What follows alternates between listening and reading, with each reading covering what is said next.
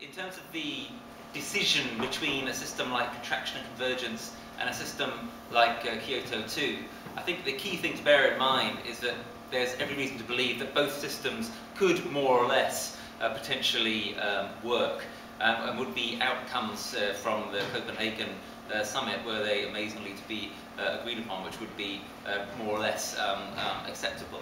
And they both therefore contrast dramatically with the actual proposals which people are coming up with in relation to Copenhagen based around climate capitalist carbon trading. Oliver's very neatly outlined some of the key advantages of Kyoto 2. I'll just mention what I understand, you may correct me, but what I understand to be one of the disadvantages, which is that Kyoto 2 needs this slightly arbitrary way of trying to not hurt poor countries that he briefly outlined towards the end of his talk there. Whereas helping poor countries is absolutely fundamentally built into contraction and convergence, in that in the early years of its operation there would be a guaranteed enormous transfer of wealth from the rich to the poorer countries while the convergence was underway. But we could perhaps discuss that more in questions. Anyway, what I really want to do here, I'm going to be quite brief because I want to make sure we've got plenty of time for questions, because the question sessions this morning were great.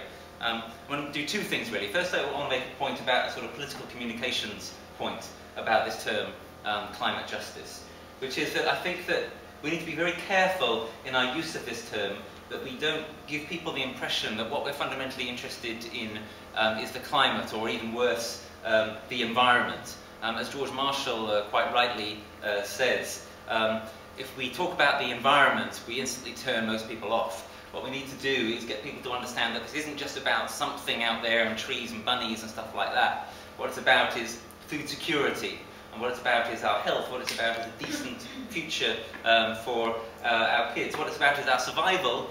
What it's about is moving towards a better life, a more local life, a healthier life, etc. And we need to make sure that those kinds of things come over, and you'll notice that those things are mostly quite concrete. Whereas one of my concerns about this term climate justice is it can seem terribly abstract to people. I'll come back to this point.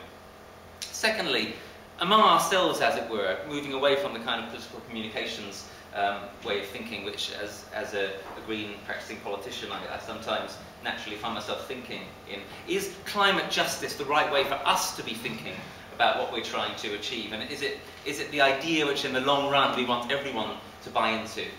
Well, again, I'm not sure. There are some good things about the term justice, of course. As we've already heard and discussed, justice naturally brings to mind the idea of equity, of in some sense treating each other as equals. And I think this works very well in terms of thinking about our responsibilities towards so-called developing countries.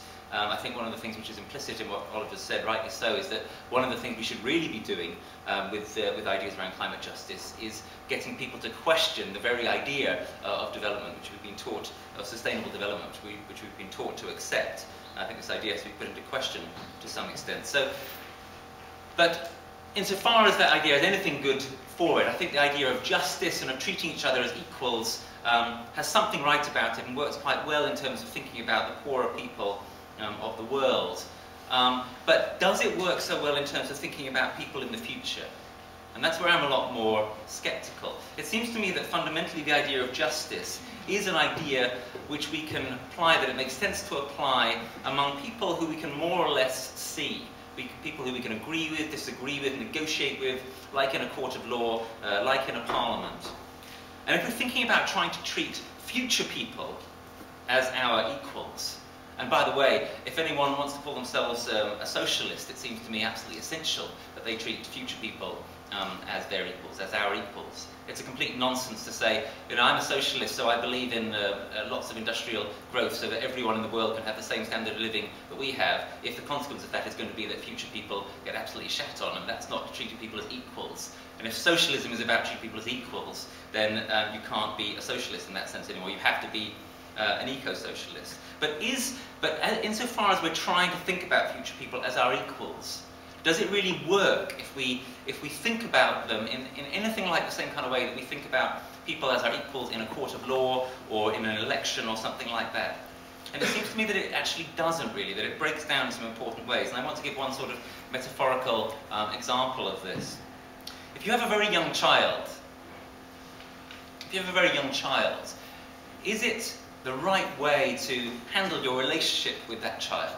To try to be just towards them, to try to give them a fair share, for example, of whatever needs to be divided up or distributed? And it seems to me that as soon as one thinks about that question, one instantly realizes, well, no, that's not adequate at all. If you had a parent who tried merely to be fair to their child, to cut up a cake fairly between themselves and their child, that this would be an extremely inadequate parent. What a parent should actually do is care for the child and give to the child unconditionally and show love towards the child. Now, what's the relevance of this? Well, it seems to me that actually that kind of way of thinking and that kind of way of feeling is above all what we need with regard to the future and future people. Future generations are completely dependent upon us. They're in fact even more fundamentally dependent upon us than our own children, because our own children, however young they are, can already do things like look at us and cry and stuff like that, whereas future generations cannot even do those things. They are completely dependent upon us, and that gives us an awesome responsibility. Ironically, I think that in order to treat future people as our equals, we must recognize the absolute asymmetry of the relationship between us and them. And we must recognize that in the relevant sense, we are in the position of being, roughly speaking, their parents. Now, what does this imply? Well, I think what it implies is that, again, our attitude towards them and our relationship towards them, if you like, should be one fundamentally of love and care, and not one merely of justice.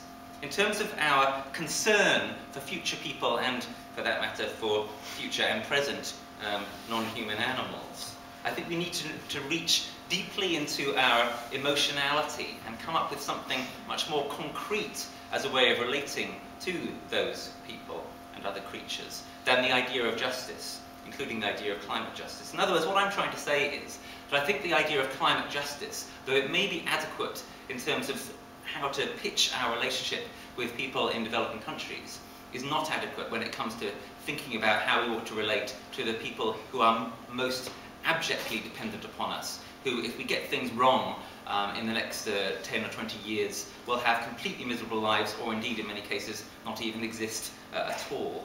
And that the attitude we should have towards such people is one fundamentally of love and care. So what I want to say is that I think that climate justice is not enough. We need to go beyond justice to thinking to ourselves and ultimately saying to other people that what we need to be doing is showing the kind of love towards the future that parents show towards their children. And without that love, there will not be